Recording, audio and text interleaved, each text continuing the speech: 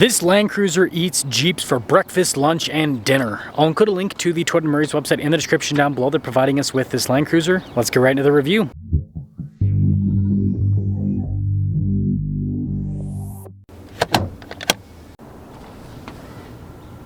Powering this is a turbo hybrid 2.4 liter 4-cylinder that goes through an 8-speed automatic. Power outputs are 326 horsepower, 465 pound-feet of torque, and this engine kind of drives more like a diesel than it does anything else, which is perfect for this build. If you're able to, I'd really appreciate it if you would subscribe. It massively helps out the channel. Now, this particular build is built off of a Land Cruiser. I think it's a premium. I'll double check the window sticker, but it's either mid-trim or a premium, so you get the rectangular headlights. And this is a Fab 4 bumper, and I'll show you guys the build sticker on this. But you can see you've got light pods for the fog lights. It has a winch integrated. You also have a giant light bar there on the front end. Not only is this going to be better for crawling and everything because you have a skid plate right behind this aggressive bumper, it also helps out with the approach angle quite a bit. And it helps that it makes the Land Cruiser look a lot more aggressive, but it certainly is going to be a lot heavier than the stock bumper because the stock bumper is literally plastic. Now, the tire wheel setup on this is 275 by 70 by 18, so it's a 33-inch tall tire after on a TRD wheel. This is a very conservative tire setup for this particular vehicle. It is a KO3, which is nice. Dealership builds tend to be a little bit more conservative with the tire sizing. You can see there's plenty of space. You could fit a 34. You might even be able to get away with a 35, but you could for sure do a full-on 34. Now, this is equipped with the Old Man Emu suspensions. You got upgraded upper control arm, shocks, and springs, and that's why it has the extra ride height. I'm very intrigued to see how this suspension system performs because it comes stock now in the Trailhunter, 4Runner, and Tacoma. Got rock rails here on the side, and so with the skid plates and with the bumpers, yeah, it's got plenty of protection. And then this also has the factory roof rack. Now, here's the side profile, and this is where you can really see there is fitment for a lot more tire in the front and in the rear. And if you wanted an even more aggressive stance, you could do wider tires, like I bet like a 285 by 70 by 18. I mean, that's not like a true 34. That would look really good, but you could even do a little bit bigger than that. You could probably do like a 285 by 75 by 18, maybe. Now, before we check out the rear bumper, I want to mention that the hatch still functions perfectly normal. There's no changes with that, so that's all the same. The bumper doesn't get in the way. So here's the rear bumper. You can see it comes up on the bodywork quite a bit, and then here's the rest of it in the back. Definitely a good look. And the lighting's not great, but here's kind of like a full look at that rear end. So again, all the low-hanging stuff now has some layer of protection. The front and the rear, you've got the rock rails, the skid plates, and so yeah, this thing would be all ready for rock crawling. And I almost forgot, here's kind of a look at the rear shock setup and everything. And yes, can confirm, this is built off of a premium package, so it's got all the bells and whistles. So you can see the base MSRP, $72,048, and then we have everything added to this. So the wheels and the tires, and this also has, I guess, window tint and some PPF. The bumpers, that doesn't come cheap because it's not just the bumpers themselves, it's also the install, and you're gonna have to do some cutting. So yeah, it's gonna be a lot of labor to install those bumpers. You got the rock rails, and then you got the whole suspension lift kit, and that's probably the most expensive build I've ever seen on a Toyota so far. 27 grand. Anyways, $99,795 is the total price on this particular one. Let's take this for a quick spin and see how it all performs.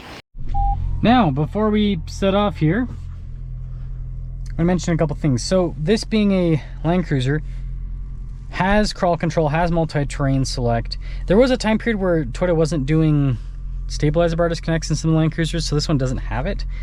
It's optional. But you can get these with a stabilizer bar disconnect for better articulation. It still has a center and a rear diff lock. It's full-time four-wheel drive with a 2-speed transfer case. So it's very capable. Camera still works. Look at that.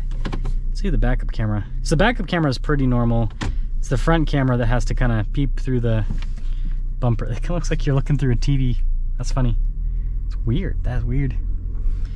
So right off the bat, yeah, the steering actually, I feel like the weight of the vehicle kind of in the steering.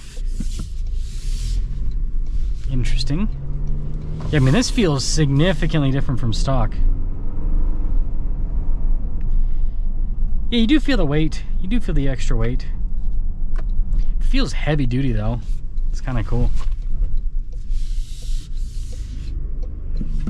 Interesting. And again, you drive this more like a diesel, like I said, so it's got just tons of low-end torque.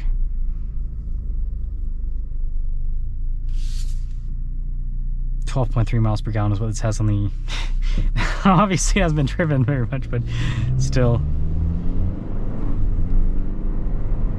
It's pretty quick. I mean, look at that. And again, you notice I'm not even going anywhere close to redline. That's the best way to drive this engine, because if you take it all the way up to redline, you kind of lose the electric torque, because the electric torque's really only available down low, is what it feels like, at least. And the top end, you're working with, like, it feels like sub 300 horsepower, even though it's 326 on paper. That's just, every single hybrid's like that.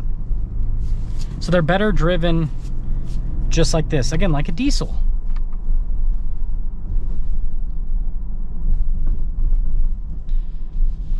So yeah, regular 250 Land Cruiser kind of has, I wouldn't say it's like super lightweight, but it's got its like whole body roll thing. This still has that, obviously, but it kind of has like a light feeling with that. This feels heavier. You definitely do feel the weight of the bumpers and everything.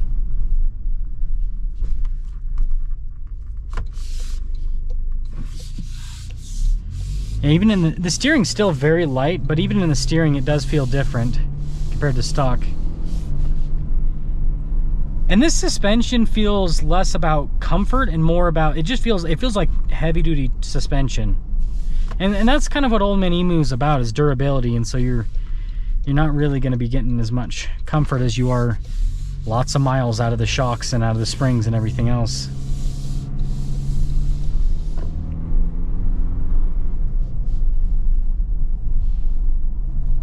But yeah, I mean, it's moving it fine, and these are not the biggest tires you can fit in it. Again, my 250, before I sold it, I put tires that were almost 34s on it. So you can definitely do bigger tires even on stock, and especially with the lift, got more space. Yeah, this excuse me, this drives like a completely different vehicle. It truly does. The lift obviously is changing things quite a bit. It's more top heavy. This kind of reminds me of old school off-roaders. Like again, it feels very diesel-like. Like you've got this low-end diesel torque, and it's hefty feeling, and it's tall. It's kind of cool. You know, the Ineos Grenadier, that was a car that I also tested recently long-term. And that, right, felt old school. This kind of, because like when I tested that alongside the stock 250, it's like the stock 250 felt like modern with a little bit of old school mixed in, not too much. Whereas this feels like more comparable to the Grenadier. Got that heavy kind of truck-like feel. It really feels like the 250 kind of feels like, it's kind of truck-like. This really feels truck-like. Yeah, I love that. That torque is that's the best part about this. And I think once more people kind of drive this new powertrain, I think they'll like it. And again, if you drive it, well, I'll say it, drive it properly, where you drive it like a diesel, it feels so good. It's just like this smooth wave of torque.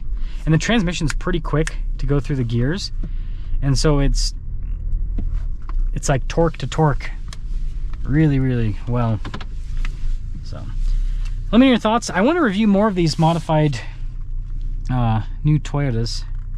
Yeah, see, the steering's fighting me where a stock one doesn't do that. Interesting. Yeah, see, a stock one doesn't really have that kind of steering kickback that this has. So the extra weight does kind of, I wouldn't say it definitely doesn't overwhelm the system, but I definitely think it puts more pressure on the system, that's for sure.